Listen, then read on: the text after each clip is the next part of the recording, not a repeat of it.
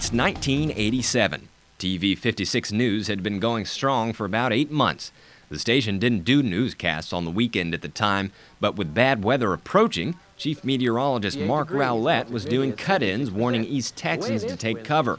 But soon the news came to the news station. An F3 tornado plowed through East Texas, hitting the KETK building. Thankfully, there were only a few employees working that day. Sportscaster Jim Knox was one of them.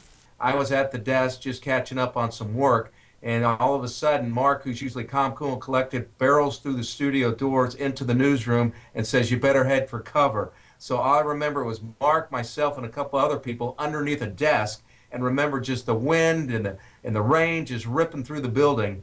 The damage to the brand new TV station was extensive. After hiding under the desk for a while, Knox says while Mark Rowlett was trying to get back on the air, he was anxious to get out and see some open space.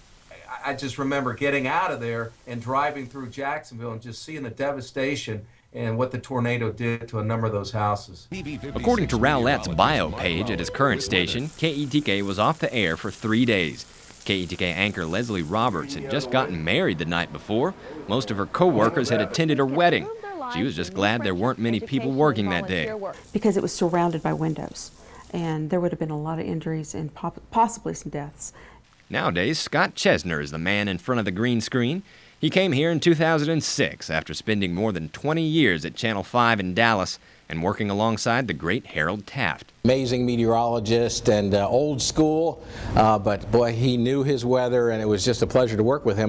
With the most powerful local Doppler in East Texas, Chesner says he's had some interesting times here over the years, from big floods in 2007 to record drought just last year in 2011. You can go from one sort of weather to another very quickly here in East Texas, and so every day is a little bit different, and some days are really different. Something that's changed a lot since Scott's been at KETK. Now the viewers are a huge part of the weather forecast through the wonderful world of social media.